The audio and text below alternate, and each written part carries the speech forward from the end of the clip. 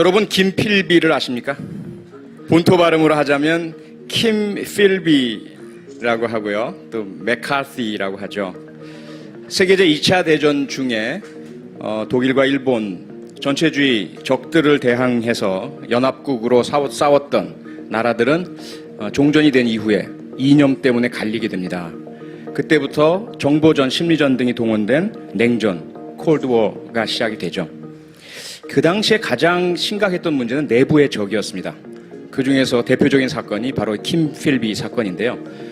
흔히 캠브리지 5, 캠브리지 5인방으로 알려졌던 이 사건은 캠브리지 대학의 동창생 5명이 대학 시절부터 공산주의에 심취해서 유럽 각국의 공산주의자들과 연대하다가 소련의 영향을 받게 되고요.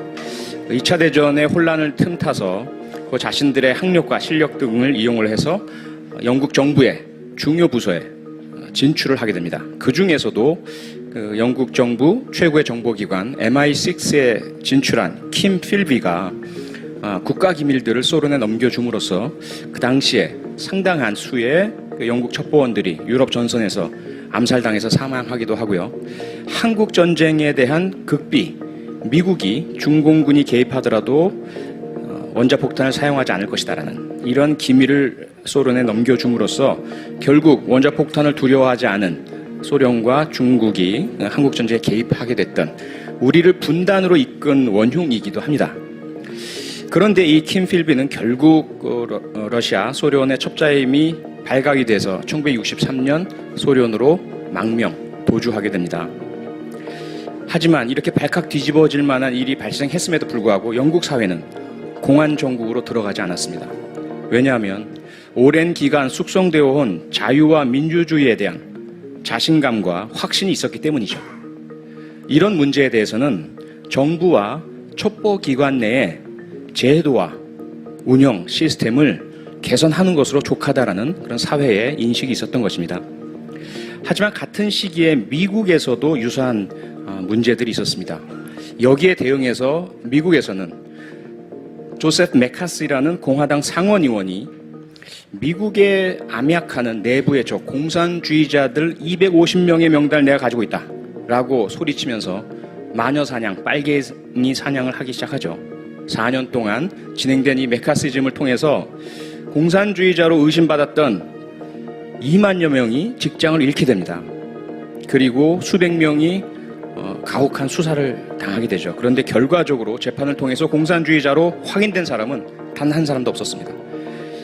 그래서 결국은 같은 공화당 내 양심적인 의원들조차 자유는 결코 독재의 방법으로 지킬 수 없다라는 양심 선언을 하게 되고요. 맥카시즘의 반기를 들게 됩니다. 그리고 각 방송과 언론에서도 집요하게 맥카시즘의 허구성을 조명하게 되고요.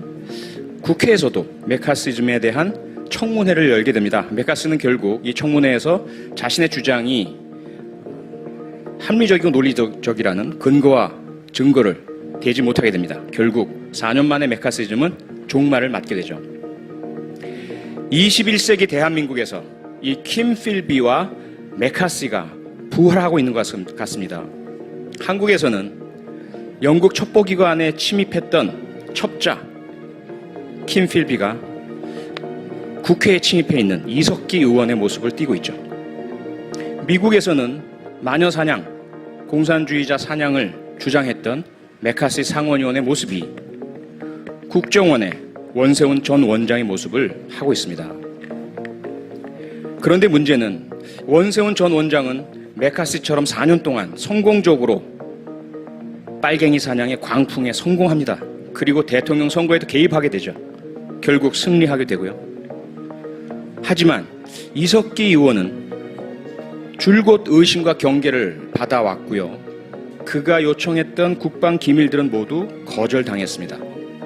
그리고 그 실현 가능성의 의문을 느끼게 하는 내란 음모죄로 구속되는 처지에 놓이게 됩니다.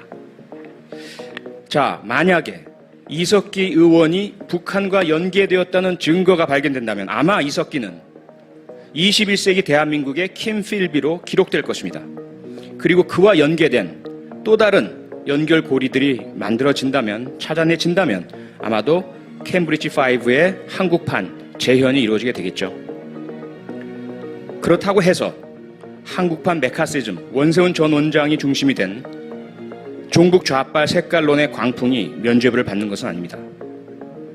여기에 또 하나의 문제가 있습니다. 만약에 이석기 의원과 북한과의 연결고리가 발견되지 않는다면, 그리고 내란 음모죄라는 무시무시한 죄에 증거가 보강되지 않아 무죄 판결이 내려진다면, 국가정보원이 이석기 의원을 중심으로 해서 일으키려고 했던 과장과 그리고 절묘한 시기의 선택은 결국 그들이 한국판 메카시즘을 선동해냄으로써 결국 대통령 선거에 개입하고자 했던 현대판 21세기적 쿠데타적 범죄를 감추기 위한 음모로 기록될 것입니다.